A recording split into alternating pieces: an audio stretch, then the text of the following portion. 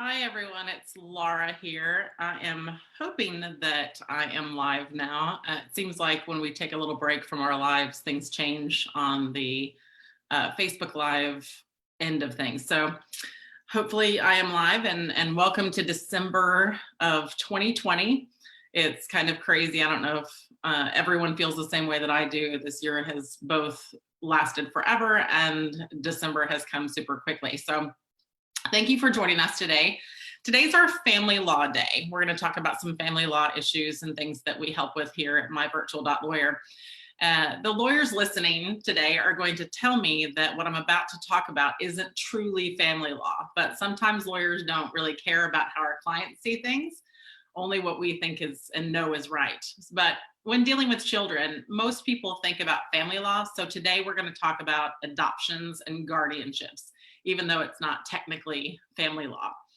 You all know, if you've listened to us at all, that children are one of my hot button topics. I love to help children feel safe and secure and protected, which is why handling adoptions and guardianships here with MyVirtual.Lawyer is one of my favorite things that I do. Let's start with guardianships. We often hear people say that they need to get custody of a minor child, possibly their grandchild, because there are substance abuse issues or domestic violence issues, or really any number of things where the child might need a new home for a period of time, but not necessarily forever. Custody in this particular case really means guardianship. Guardianship is a legal process where a judge says that you have physical custody and legal control of someone who is either not your biological child, who's under 18 or over 18, or possibly your biological child who is disabled in some way and is now 18 years of age or older. That's one of the things that we help here at MyVirtual.Lawyer. We work with clients so that a family member can get guardianship of a minor child or an adult who's disabled or has diminished capacity. With the holidays, COVID, depression, we've honestly seen an uptake in the need for this type of legal case. There's no shame, there's no judgment. It's all about protecting those who need protection. Now, I'd like to mention a couple things that we've experienced in the past. Judges often will tell us that when people come to their court without an attorney to get guardianship of a grandchild, for example, they have random and not accurate, not appropriate forms and documents for custody that might be suitable for a divorce case or something like that.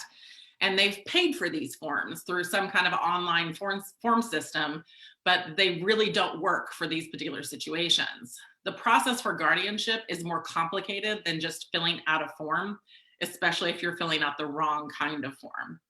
Now, I'm going to brag a little bit on us here at MyVirtual.Lawyer. Brooke and I have been doing this for almost 6 years now. The way that we handle our adoption and guardianship cases, where we help you represent yourself in court with all of the appropriate instructions, documents, information, all of that. Judges have actually told our clients on more than one occasion, more than a couple of occasions, that in these types of cases that they are the most prepared and thorough self-represented people that they've seen in their courtroom. So even though getting a guardianship granted is a bit more complicated than most people think it is, it's, we really try to work with our clients to make things easier by preparing all of the detailed court documents that you need and providing those step-by-step instructions in order to help you get custody of someone, or physical custody and guardianship over someone who needs your assistance, whether that's a minor child or possibly an older person who's going through dementia, or just somebody who's become the age of majority who might have a mental handicap of some sort. So let's switch to guardianships now, which is the more permanent form of custody.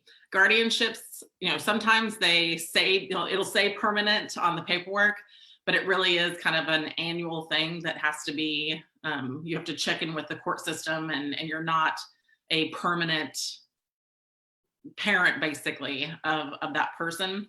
So your adoptions are going to be that more permanent form of custody. Here at MyVirtual.Lawyer, we work with people on the two most common types of adoptions, which are step-parent adoptions and family member adoptions.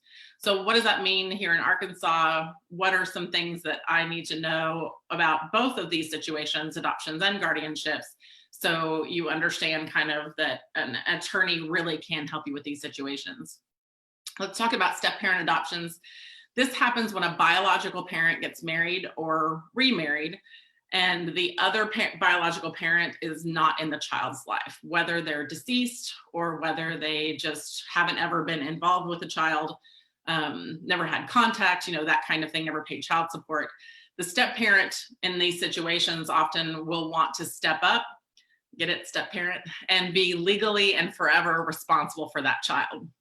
That's something that we can help with here at MyVirtual.Lawyer. And it can be a more seamless process, but there are definitely some things that you need to know about consent and notice and things like that when it comes to letting the other biological parent know what's going on if they're still alive. The other thing that we help with is family member adoption. We see this most when biological parents might be very young, or they have long-term substance abuse issues or mental health issues. And a family member, oftentimes a grandmother, grandfather, aunt, uncle, decide to adopt the child so that they're safe and secure and raised in a loving environment. Other types of adoptions that we don't do here at MBL, but we can help you find attorneys who do an excellent job, are newborn adoptions, non-family member adoptions, international adoptions, those kinds of things. We don't handle those, but we can certainly help you find the right attorney fit for you.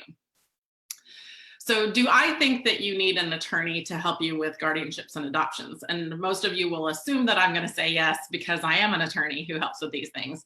And that's what I'm going to say, yes, but why? Like I mentioned kind of in the beginning of this, these cases are not actually handled in family law court. They're handled by the judges who deal with probate and your last will and testament and, distribution of assets after someone passes away, that kind of thing. The process is a little bit more complicated and is not as common for people to do without an attorney. So those judges are not as familiar and comfortable with dealing with self-represented people. And it's really, to me, an attorney is invaluable to help you navigate the more strict rules and procedures of trying to get guardianship or trying to adopt a person. What are a few things that I can kind of mention to let you know that things, might need to, it'd be helpful for an attorney to help you navigate these unique kind of situations.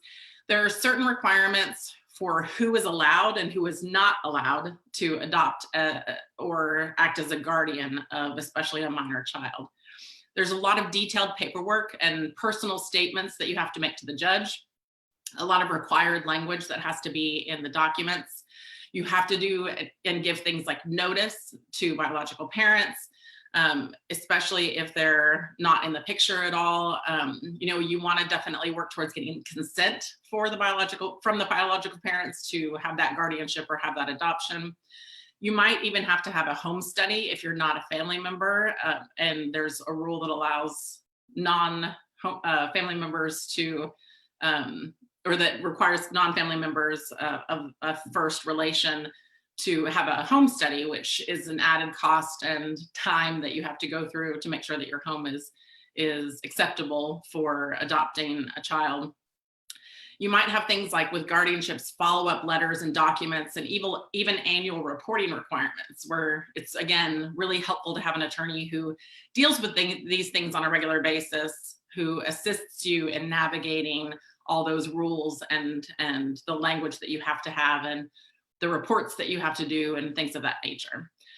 So thank you for joining us today for our Legal Talk Tuesday. I know that we haven't been live in a little while. November, I think, was a little bit of a crazy month for a lot of people, but especially with the holiday season starting, we took a little bit of a break from our lives last week and have had some replays. So thank you for joining us today, and we appreciate your time and as always, appreciate you listening to us.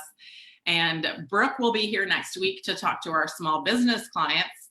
And we will be here on Tuesday at 11:30 next week. And thanks so much. Have a great rest of your week.